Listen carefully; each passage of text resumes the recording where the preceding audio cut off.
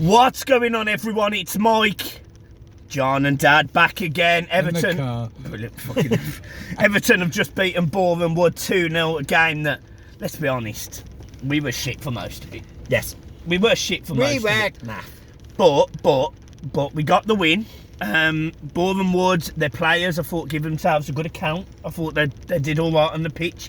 It was great to see Smith, the Evertonian, do well against us on the left hand side. But honestly, in the end, wasn't great. Yeah, in the end, our class sort of just played out, didn't it? But we tried to pass the ball into the net too often. Yeah. Did you not think? I think Everton probably estimated Boreham Wood tonight. I thought they might have come out the tunnel thinking it was easier than what it was going to be. The first half was hard. It was shocking, to be fair. But as Michael just said there, I think the second half probably showed our class. Yeah, and I think we needed to, because the first half was poor. I think we were bad in the first half. Do you know the main word about it, Michael, is underestimation? Yes, I think that's what it was. We did, yeah. I mean, it was funny really, because the first half it was like we didn't get the ball out to the left hand side at all. We tried playing completely down the right hand side of the pitch, which, I mean, is fine, but we had options on the left hand side. You know, Mikalenko could step out good and could overtake him. Yeah. We didn't do anything like that. We used the right hand sides all the time, and time after time the move broke down. I thought, as you said, Michael, we could have used the left hand side a lot more. Yeah. And the Boreham Wood defence was disciplined, let's be fair. Yeah, they were disciplined. They stopped any final, as I said. That's what I mean. They stopped anything coming into their box. But what just frustrated me a little bit is, you know, we were playing these little 4 or 5 yard passes just in and around them, and I sort of thought, you know what, if you put a bit of pressure on this goalkeeper, who, by the way, I thought the Boreham Wood goalkeeper tonight had a good game. He made a really good save down to his left hand side. But either way, I sort of sat there and thought, just shoot, just try and hit the target. Tried to walk it in. Yeah. And I think we tried to take the piss in a way. Almost. Yeah, It's sort of how it felt at times in that first half. We almost overplayed, and it was disappointing to see that, only because I wanted it to just be a professional job, 4 or 5-0, and it wasn't. And we didn't make a professional job. We didn't. We made it really difficult for ourselves tonight. And in the end, look, yes, the quality prevails. Couple of goals by Rondon. He should have got his hat-trick, because Charleston had one disallowed for handball, which I haven't seen back, by the way, but how VAR has got the bottle. But you know what makes me laugh about VAR? Every cup game does not have VAR. No. So you either use it with all of them or fucking none. Yeah. And that is the thing that pisses me off. Yeah. How can you make the most prestigious cup competition in world football stand out to be what it is, the most prestigious cup game, the most prestigious competition in world football, when you haven't got VAR in every game? And that's what pisses me off. You know, we've got it here. They didn't have it a couple of nights ago. I think it was, I can't remember who it was now, but it doesn't matter anyway. But if you're going to have VAR, have it in every game. If every game can't do it, then you don't fucking do it. No. It's as simple as that. And Everton have been screwed over so many times against this season with VAR. You know, I'm not going back to the league games because we're talking about Everton's, you know, victory against Boreham Wood, but you've got to make it right. These decisions have to be right. You'd either have it in every game or you'd have it in none. It's as simple as that. Absolutely. Another thing I want to talk about, and I want to get your opinion, obviously, it'll be really easy for me because I was probably 9 seats away from it. The Boreham Wood fans tonight. Now I don't dig out any league fans, any non-league fans, any league fans. I try not to, because look, it's all a game of football. It's all a bit of banter, but their fans went far too far tonight. Bearing in mind, they had shirts handed to them. Their team had the coach and the hotel paid for. Right. they'll obviously get a decent amount of money from the TV Tally revenue, rights, yeah. the ticketing. I'm sure Everton would give them the tickets were £5 extra for tonight than there was against Bournemouth. Brentford. That's to pay them. So is that £5 all going to them? Fair enough, whatever. Like, you know, this chairman remortgaged his house to support that football team. So I've got more than once, by the way. Yeah, all the time in the world. So their fans had the audacity to start slagging Everton fans off, throwing drinks, kicking off at police, trying to fucking storm the pitch. And I've got to be honest, and I don't usually dig out fans, but I actually thought they was embarrassing today. I actually thought they were embarrassing today. I think and it was disappointing. It's your cup final. I think what's happened with Boreham, as Michael just said there, it was their cup final. I think they've got a bit above themselves today, to be fair. Playing a big club like Everton, let's be honest with you. You know, 1995 was the last trophy Everton won.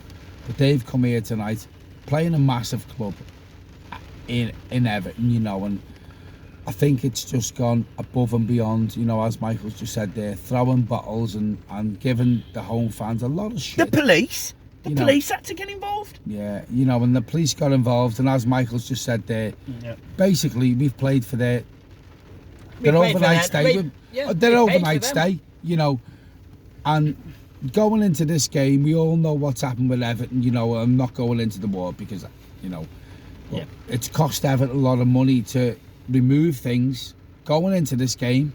Yeah. And then when you look at on the other side, in perspective, we've made Boreham Wood feel very, very welcome.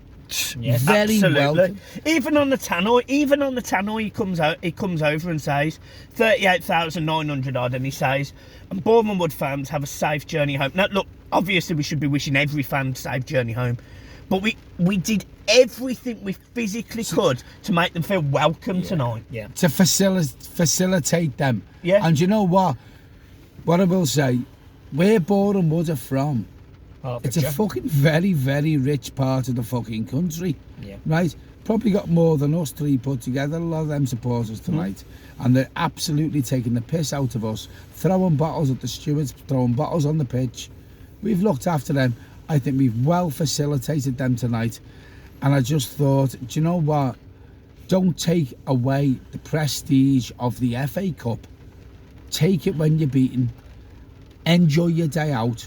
And you know what? I shook hands with one of their supporters tonight. When I was walking out, they were clapping.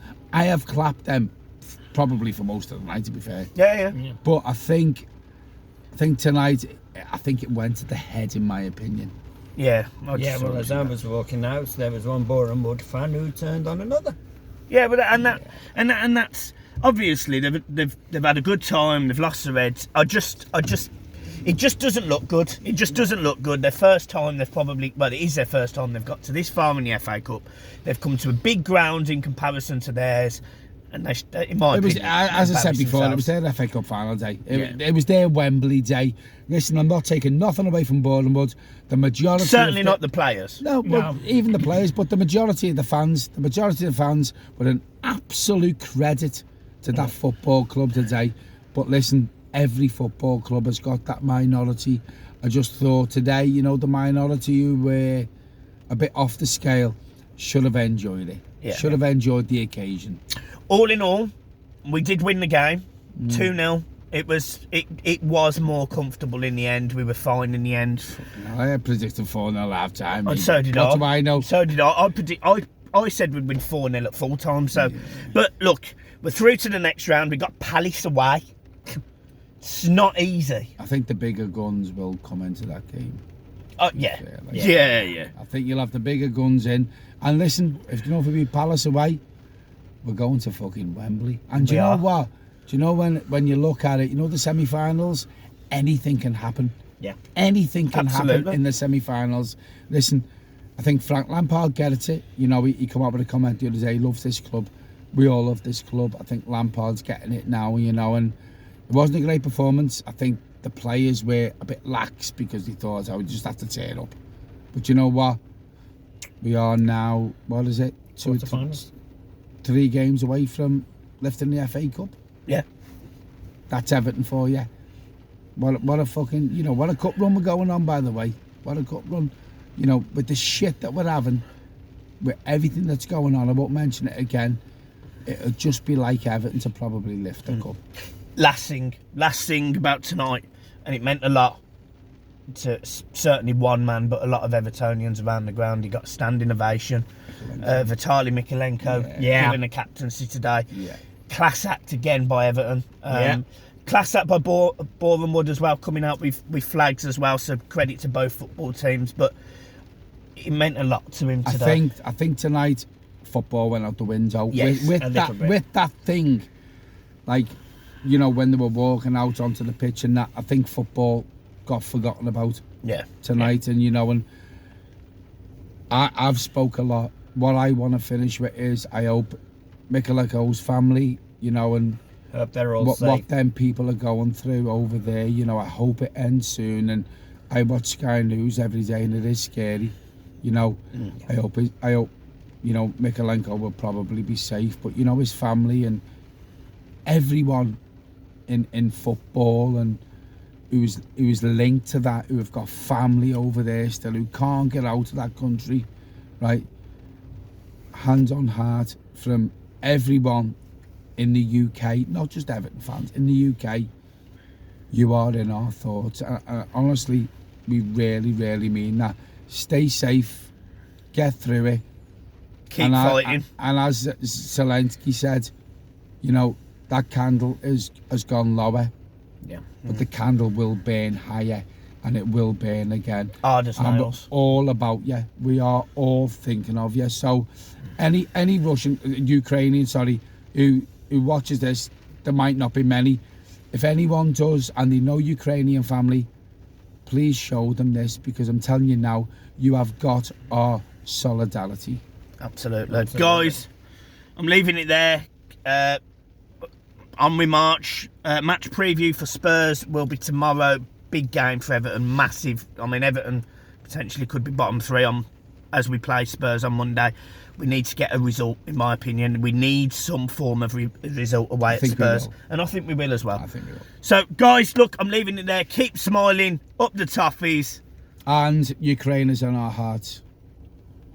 Peace.